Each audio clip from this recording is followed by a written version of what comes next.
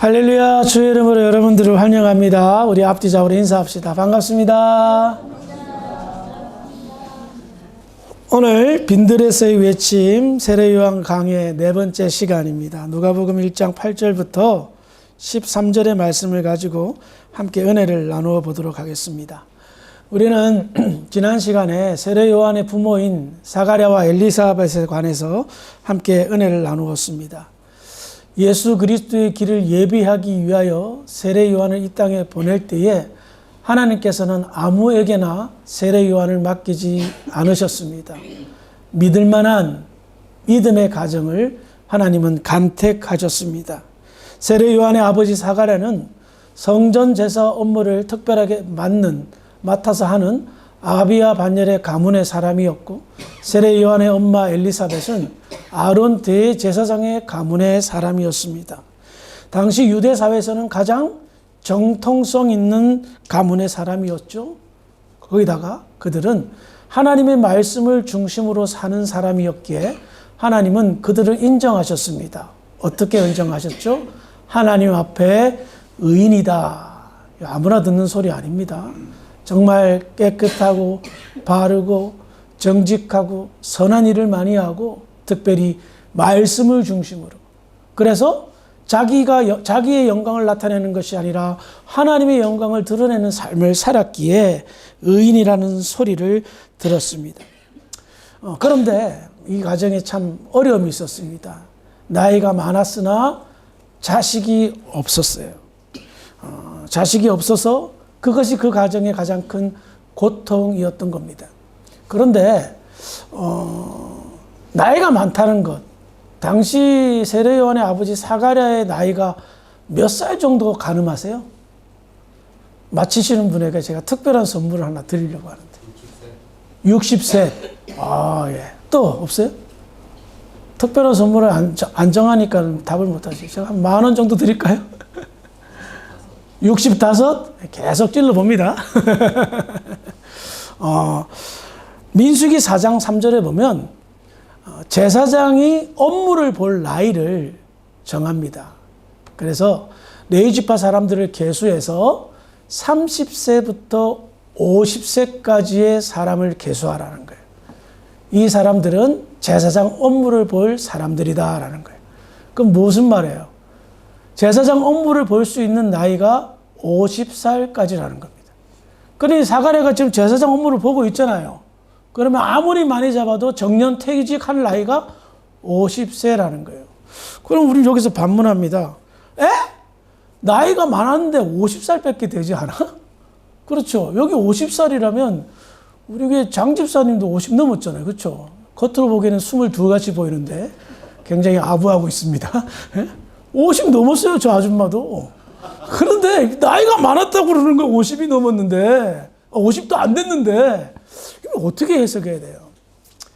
당시 로마 시대를 근거로 기준으로 해서 평균 나이가, 수명 나이가 29에서 30살이었어요. 그 숫자는 왜 그렇게 어렸냐면 영아 사망률이 되게 높았어요. 그러니까 셋을 놓으면 2명을 죽을 정도로 아이가 많이 죽었어요. 그러면 영아가 이제 일찍 죽지만 다행히 살아나서 이제 성인이 되잖아요. 평균 수명 나이가 40에서 50인 거예요. 그러니까 50살 되면 대부분 다 죽었다라는 거예요. 그러면 우리 식으로 따지면 어때요? 적어도 75에서 80살 정도는 먹은 거라 생각하면 되는 거예요. 그러니까 우리도 불과 한 4, 50년 전에 환갑잔치 했잖아요. 그렇죠? 저도 기억나는데 제가 한 2, 3살 때 우리 할아버지 환갑잔치 한 걸 기억나고, 서울에서 살았을 텐데 부산 할아버지 부산에 계셨는데 그 환갑잔치 하러 간 기억이 나거든요. 근데 지금 누가 환갑잔치 합니까? 지금 진갑도 안 하고 팔순하잖아요. 수명이 굉장히 길어졌어요. 아무튼 사가랴 나이는 많아봐야 49세, 50세 정도밖에 아니 되었던 거예요. 하지만 굉장히 그 당시로서는 오래 산 나이였던 겁니다. 그래서 이 가정이 불임 가정인 거예요. 아마 엘리사벳도 더 이상 아이를 생산할 수 없는 그런 갱년기의 여성이었을 겁니다. 가정이 얼마나 힘들었겠어요. 제사장 가문인데 제사장 대를 못 이으니까. 그런 상황 속에서 누가복음 1장 8절부터 10절까지 읽어보겠습니다. 시작. 마침 사가랴가 그 반열의 차례대로 하나님 앞에서 제사장의 직무를 행하세. 제사장의 전례를 따라 제비를 뽑아 이제 성전에 들어가 분향하고 모든 백성은 그 분향하는 시간에 밖에서 기도하더니. 자, 사가랴는 아비야 반열 8번째 반차의 사람이었습니다. 마침 하나님의 계시가 임했을 그때에 사가랴가 성전 업무를 보게 되었습니다. 그런데 이렇게 성전 업무를 보기 위해서 성전에 들어갈 때 아무나 다 성전에 들어가는 건 아니었습니다. 제비를 뽑아서 성전 제사 업무를 돕는 것을 행했던 거예요. 왜냐하면 아비야 반열 한 반열에 적어도 800명에서 1000명 정도 되는 제사장이 있었다고 합니다. 학자들이 그렇게 주장을 해요. 그러면 성전 업무는 한 명, 두 명 들어가서 보는 건데 1000명이 다 들어가서 할 수 없잖아요. 그래서 제비를 뽑은 거예요. 그런데 이 제비를 뽑는다는 것은 무슨 그냥 노름할 때 그런 것이 아니에요. 제비를 뽑는 것은 유대인들이 어떤 일을 결정할 때 정말 중요하게 보는, 그리고 그 결과를 하나님의 뜻으로 받아들이는 그런 문화가 있었던 겁니다. 특별히 잠언 16장 33절에 보면 제비는 사람이 뽑으나 모든 일을 작정하기는 여호와께 있느니라 라는 말씀을 근거로 해서 제비는 사람이 뽑지만 그 뜻은 하나님께 있다라는 거예요. 그래서 성전 제사를 하기 위해서 제비를 뽑았다라는 것은 무엇을 말합니까? 하나님의 거룩한 뜻이 개입되었다는 것을 알 수가 있습니다. 하나님은 하나님의 뜻을 고지하기 위해 사가랴를 성전으로 부르셨던 겁니다. 자, 이렇게 사가랴는 성전에 제비 뽑아 들어가서 제일 먼저 아마 분향을 하였을 것입니다. 성전 안에는요, 지성소가 있고 성전이 있는데요. 지성소는 1년에 한 번 꼭 대제사장만이 들어갈 수 있는 유일한 장소였습니다. 그 안에는 법궤가 있었죠. 하나님의 임재를 상징한. 그 지성소 밖 커튼으로 쳐 있는 이 성전 안에는 분향단이 있었고 진설병, 떡을 올려놓는 곳이 있었고 불을 밝히는 촛대가 있었습니다. 근데 이 분향을 한다라는 것은 무엇을 의미합니까? 향기가 이렇게 향의 연기가 올라가는 것을 말하는데 그것은 매일 아침 저녁으로 제사장이 해야 될 중요한 일이었습니다. 근데 이 일은 어떤 의미를 상징할까요? 요한계시록 8장 4절을 볼까요? 시작. 하나님이 성도의 기도와 함께 천사의 손으로부터 하나님 앞으로 올라가는지라. 그래요. 분향을 하는 행위는 무엇이냐? 하나님께 기도하는 이 기도가 하나님께 상달되는 것을 시각적으로 보여주는, 기도하는 게 눈에 안 보이잖아요. 하나님은 영이시기 때문에 눈에 안 보이잖아요. 그래서 시각적인 효과를 나타내기 위해서 그 연기가 올라가는 것을 보고 하나님께 우리의 기도가 올라간다 라고 생각했던 겁니다. 그래서 분향할 때에 그 성전 제사에 참사하던 성전 밖에 있는 모든 사람들이 어떻게 했죠? 함께 기도하더라라는 거예요. 그러니 성전에서 이 분향하는 이 제사장의 마음은 어떨까요? 굉장히 영광스러웠을 거예요. 성도들을 대표해서, 모든 백성들을 대표해서 하나님께 기도하는 행위를 합니다. 그럼 이 제사장은 어땠을까요? 그냥 향에 불만 붙여서 연기만 피어올렸겠어요? 아닐까요? 굉장히 자기의 개인 기도도 드리고 민족과 국가를 위해서도 기도드리고 주변에 있는 사람들 기도도 드리고 아마 이럴 수도 있었을 것 같은 상상을 해보는데 제비 뽑아서 들어가. 그러면 좀 친한 사람이 이보게 사가랴 지금 우리 집에 이런 문제가 있는데 좀 직접 좀 기도 좀 해줘. 뭐 이런 어떤 그런 모습들도 없지 않아 있었을 것입니다. 사가랴는 굉장히 경건한 마음으로 백성을 대표하여 하나님께 기도합니다. 그와 같은 때에 놀라운 역사가 일어납니다. 누가복음 1장 11절부터 13절입니다. 시작. 주의 사자가 그에게 나타나 향기가 우편에 서니라. 사가랴가 보고 놀라며 무서워하니 천사가 그에게 이르되 사가랴여 무서워하지 말라. 너의 간구함이 들린지라. 내 아내 엘리사벳이 내게 아들을 낳아주리니 그 이름을 요한이라 하라. 사가랴가 기도하는 행위를 하는 그 분향을 할 때에 주의 사자, 나중에는 이름이 밝힙니다. 가브리엘 천사가 나타납니다. 얼마나 놀랬겠어요. 천사를 처음 보니까. 천사는 눈에 보이는 건 아닙니다. 천사가 보여줘야만이 천사가 보입니다. 근데 이 천사가 하는 말이, 제일 먼저 하는 말이 뭐예요? 사가랴에게 너의 간구함이 들린지라. 사가랴의 기도는 뭐예요? 두말할 것도 없죠. 아들을 낳는 것. 자기 가문의 대를 잇는 것이었을 겁니다. 사가랴 부부의 기도가 응답되었다라는 것을 천사가 고지합니다. 우리는 여기에서 정말 귀한 사실을 한 가지 알게 됩니다. 예시당초 하나님의 거룩하신 계획은 무엇이었습니까? 사가랴와 엘리사벳 부부 사이에 세례 요한을 보내는 것이었습니다. 태어나게 하는 것이었습니다. 그것이 하나님의 계획이었습니다. 그런데 성경은 어떻게 해석하고 있죠? 말하고 있죠? 마치 세례 요한의 태어남이 사가랴와 엘리사벳의 기도의 응답의 결과처럼 이야기하고 있다는 겁니다. 좀 앞뒤가 맞지 않잖아요? 하나님은 이미 아들을 보내려고 작정하셨는데 지금 기도 응답처럼 얘기한단 말이에요. 어떻게 해석을 해야 될까요? 하나님의 계획도 맞고요. 기도 응답의 결과도 맞습니다. 무슨 뚱딴지 같은 소리냐? 기억하십시오. 우리의 기도는요, 하나님의 뜻을 이루시는 방향으로 하나님이 역사합니다. 내가 기도한다고 다 들어주게 둔다는 것이 아니라 하나님의 뜻이 선행되어진다는 거예요.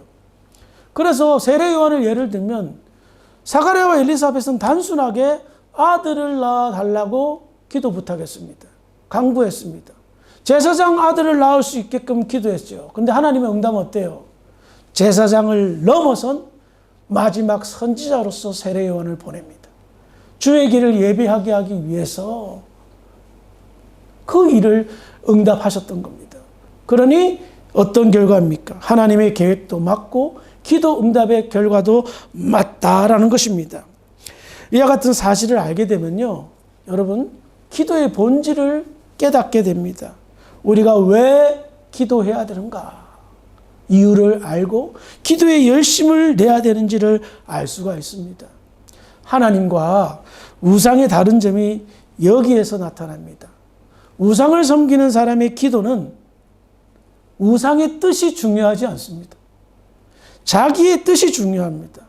그래서 자기의 뜻이 응답되어지고 관철되기 위해서 우상을 향한 기도는 수단과 방법을 가리지 않습니다.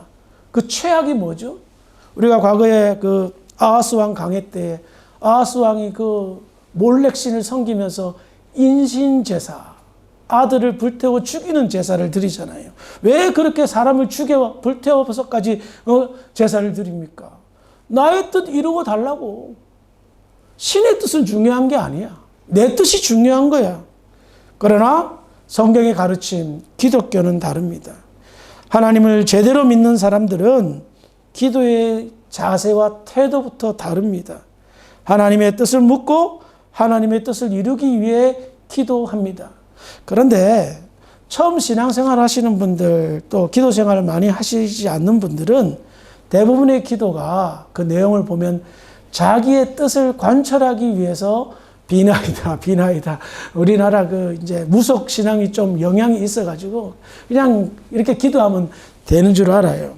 그런데 처음에는 그렇게 기도하다가 기도 응답도 받아보고 기도 생활을 좀 하다 보면 하나님의 계획과 뜻으로 나의 기도의 방향이 틀어지고 인도되는 사실들을 깨닫곤 합니다. 그래서 어떻게 기도합니까?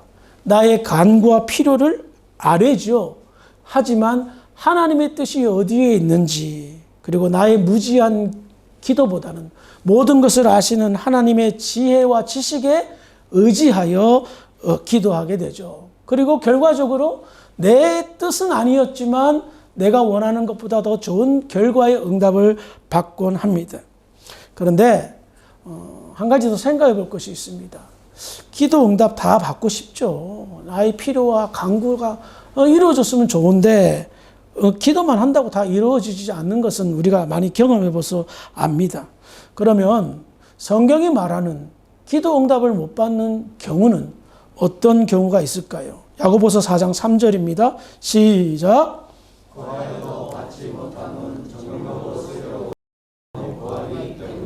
기도 응답을 받지 못하는 첫 번째 이유는 잘못 구하기 때문입니다. 기도의 동기를 보는 거예요. 정력으로 쓰려고. 예수님이 이런 말씀을 하셨어요. 어린아이가 칼을 달라 하는데 칼을 주는 부모가 있냐? 그래요. 그 사람이 잘못 구하는 기도에 응답을 하면 이 사람의 인생이 망쳐진다는 것을 하나님 아시는 거예요. 화투 치면서 쪼옵니다. 하나님 8땡! 응답 되겠어요?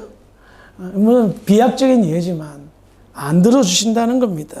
하나님의 원하지 않고 그 사람의 인생을 망치기 때문입니다. 더 나아가 이사야서 59장 1, 2절입니다. 시작.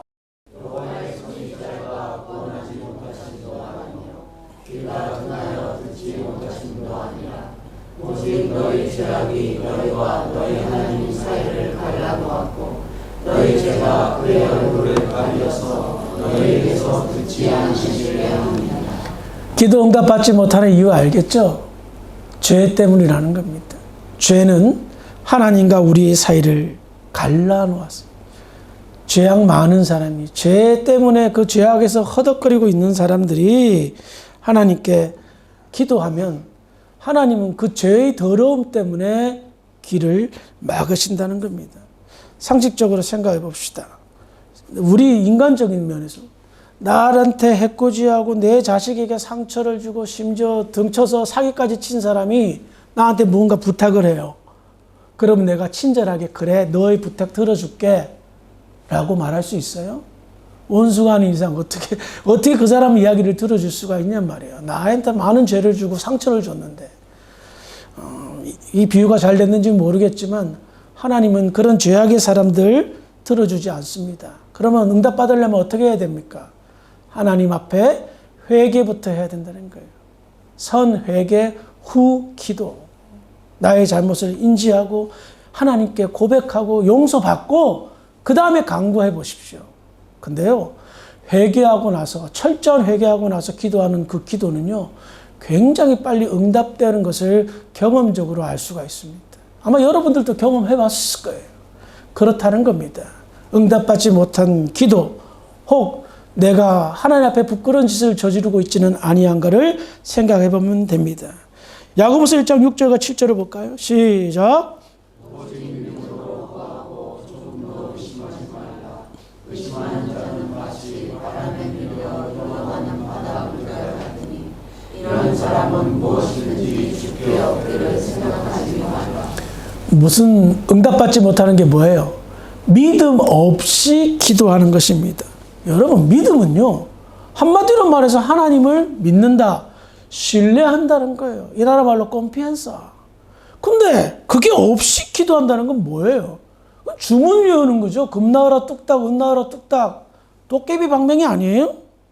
그런 이 사람들의 속을 들여다보면 하나님에게 굉장히 신뢰하고 모독하는 행위죠.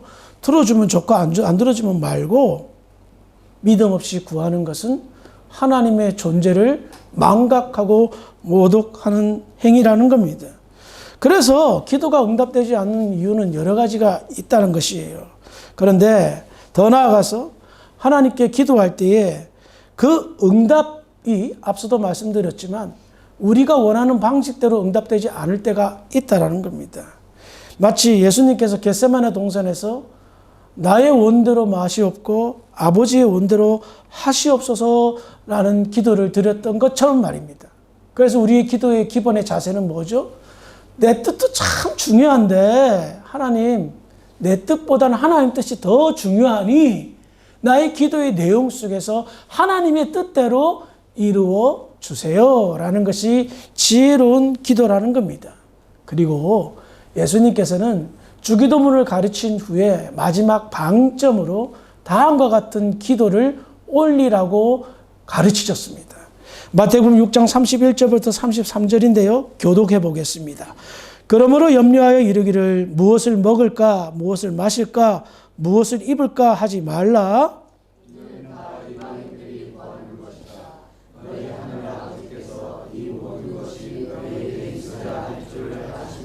함께 있습니다. 그런즉 너희는 먼저 그의 나라와 그의 의를 구하라. 그리하면 이 모든 것을 너희에게 더하시리라. 아멘.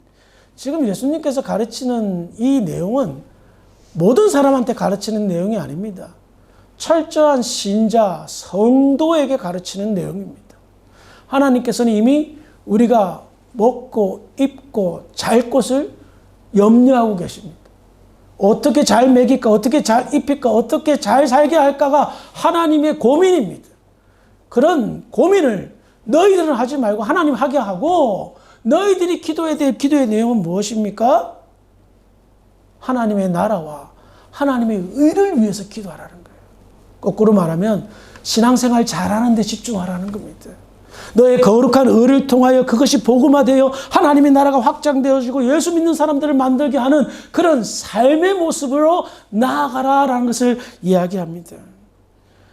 여러분들이 자식 길러봐서 알지만 이 아이가 무엇을 먹고 싶어 하는지, 어떤 옷을 사주면 좋아하는지, 어떻게 잘 재울까 하면서 좋은 침대 이불 걱정하지 않는 부모가 어디 있습니까? 당연하죠. 그런 거는 이방인이나 하는 거다. 하나님을 부모보다도 더 세밀하게 관찰하고 인도하고 책임지시는 분으로 가르치고 있다는 겁니다. 진짜 기도는 하나님의 나라와 의를 위하여 하는 기도다. 나머지는 믿고 맡겨라 라고 하는 것입니다. 처음에 결혼해서 제가 이제 전도사 때니까 돈이 전도사 때도 여전히 힘들죠. 그래서 아내가 가게를 이제 했어요. 가게를 했는데 그때 이제 큰애 임신하고 막 배가 부른 상태에서 가게를 하다가 가게가 도둑을 맞았어요. 옷을 싹 쓸어갔어. 얼마나 가슴이 아프던지. 근데 그때도 못 깨달았어. 또 장사를 했는데 또 다 쓸어간 거야. 2번이나 도둑을 맞았어요. 한마디로 말해서 쫄딱 망했죠. 그때 제가 깨달은 게 있어요. 나는 앞으로 죽어도 장사 안 한다. 이 일만 가겠다. 이 길만 걸어가겠다. 그 이후로 30년이 다 됐지만 장사한 적 없습니다. 돈벌이 하려고 공부할 때 그렇게 힘들 때 제가 나서지 않았습니다. 먼저 그의 나라와 의를 구하면 하나님께서 먹고 살게는 해주시겠지. 근데 좀 진짜로 먹고만 살게 해주시더라고요. 그런 교훈을 저는 가지고 있습니다. 여러분들 하는 기도 어떤 기도입니까? 기도는 영적인 생활입니다. 특별한 영적인 생활입니다. 하나님과 깊은 교제를 나눌 수 있는 시간이고요. 무엇보다도 하나님의 뜻을 알 수 있는, 헤아릴 수 있는 시간입니다. 그래서 여러분 기도해야 돼요. 간혹 보면 여러분들 하나님 뜻은 전혀 묻지 않고 지 뜻대로 막 움직여요. 그러면서 안 된다고 주변 사람도 힘들게 하고 목사도 힘들게 하고 하나님도 힘들게 해요. 가만히 보면 1도 기도하지 않았어. 자기 뜻대로 자기 머리를 엄청 굴리는 거예요. 답답하죠. 그럼 제가 뭐래요? 기도하겠습니다. 그런데 내가 아무리 기도한들 그 사람이 하나님 뜻대로 안 움직이고 자기 뜻대로만 움직이면 답이 안 나오는 거예요. 무엇 때문에 신앙생활 하십니까? 결국 여러분들 하나님의 뜻을 묻기 위해 신앙생활 하는 거예요. 예배 시간에서도 하나님 여러분들의 삶은 제각각 다르지만 질문하시는 거예요. 지금 나의 형편과 상황, 말씀을 통해서 기도를 통해서 찬송을 통해서 답을 얻을 수 있다니까요. 그것이 하나님과 교류하는 것이고 영적인 소통을 이야기한다는 겁니다. 이방인들처럼 하는 기도 이제 내려놓으시고 하나님의 사람들처럼 의인들처럼 하는 기도가 저와 여러분들의 기도가 되기를 주의 이름으로 부탁드립니다. 자, 끝으로 가브리엘 천사는 사가랴 앞에서 너의 간구가 들렸다. 아들을 낳을 것인데 이름을 뭐라? 요한이라 하라 하고 이름을 고지해 줍니다. 이름을 고지한다는 것은 쉬운 일은 아닙니다. 특별한 일입니다. 하늘에서 정해준 이름이라는 거예요. 당시 유대 사회에서는요, 어느 가문이든 전승되는 이름이 따로 있었습니다. 자기 가문에 이름 난 사람들 이름을 따는 경우들이 많았어요. 그래서 누가복음 1장 59절에 보면 아들을 낳았더니 주변 사람들이 이름을 사가랴라, 아버지 이름 따서 하자라는 거예요. 저는 여기에서 굉장히 큰 충격을 받았어요. 다음에 또 나누겠지만 아버지 이름을 바로 따는 건 쉽지 않거든요. 보통 할아버지 아니면 그 조상 중에서 훌륭한 사람인데 이 사가랴 이름을 따자 하고 주변 사람들이 얘기했다는 건 뭐예요? 그만큼 사가랴가 존경받는 사람이고 인정받는 사람이라고 할 수가 있는 거예요. 그것을 하나님은 다 아셨어요. 사람들이 이 아들을 낳으면 사가랴라 지으라고 알았던 거예요. 그래서 요한이라고 딱 정해준다는 거예요. 그런데 여러분, 세례 요한도 있고 사도 요한도 있고 무슨 요한이 얼마나 많아요. 당시 유대 사회에서는요, 요한이라는 이름은 흔한 이름이었어요. 특별한 이름이 아니었어요. 이름 가진 사람 많았어요. 근데 왜 요한이라고 지었을까요? 의미를 찾아보면 첫 번째 요한이라는 이름이 히브리어로는 요하난이라는 말이에요. 요라는 단어는 야라고도 발음이 되는데요. 야훼 하나님이라는 뜻이에요. 그러니까 요자는 무슨 말이다? 하나님. 하는 무엇이에요? 하는 하나님이라는 말인데 은혜, 자비, 긍휼, 통틀어서 사랑의 의미라는 거예요. 그래 이게 뭐예요? 요한이라는 이름은 하나님의 은혜다, 하나님의 자비다, 하나님의 사랑이다. 하나님께서 얼마나 은혜롭고 사랑이 많으신 분이라는 그런 신앙 고백적 신앙의 의미가 요한의 이름이라 할 수가 있다는 겁니다. 그래서 저희 큰아들도 이 나라에서 태어났을 때 이름을 요한이라 지었어요. 후안, 이 나라 말로 후안이죠. 예. 그러니까 당시 유대 사회에서 이름이 갖는 의미는 단순하게 부르는 호칭이 아니었던 거예요. 그 사람의 본성과 인격을 나타내는 중요한 내용이 담겨져 있다는 거예요. 그래서 성경의 예를 보면 이름이 바뀌는 경우가 굉장히 많아요. 아브람이 아브라함으로, 사레가 사라로, 시몬이 베드로로 등등, 사울이 바울로 등등 이름이 바뀌면서 그 이름의 의미를 따라서 역사하는 그와 같은 내용이 담겨져 있다는 겁니다.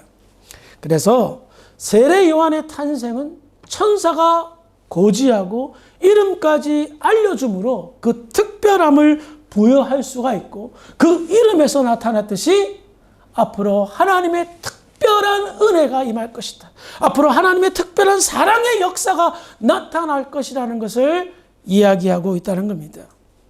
말씀을 정리하겠습니다. 하나님의 구원의 역사 어디서부터 출발하죠? 그 구원의 역사가 한 제사장 부부의 간절한 기도에서부터 시작되었습니다. 그들의 기도는 시작은 미약했으나 엄청난 역사와 창대함을 가르쳐 줍니다. 그래요. 이와 같은 기도 응답, 왜 하나님이 응답하셨습니까? 그들은 의인이었기 때문입니다. 하나님 앞에 의인이었기에 하나님은 그들의 기도에 더 풍성한 열매, 큰 역사를 일으키게 하였던 겁니다. 여러분, 사가랴와 엘리사벳 지금 여러분도 한 달 동안 내내 듣고 계십니다. 이 사람들 흔한 사람들 아닙니다. 특별한 사람들이고요. 하나님의 나라에 가서요, 확인해 보면 와, 세례 요한의 부모님, 당신들의 기도가 하늘의 연기가 되어 응답되어지고 인류 구원의 역사의 출발점이 되었다는 걸 압니다. 얼마나 영광 가운데 사가랴와 엘리사벳이 있는 줄 아십니까? 가서 확인하시기 바랍니다. 그래서 의인의 기도는 특별합니다. 사랑하는 성도 여러분, 우리는 하나님께서 의인으로 부르셨습니다.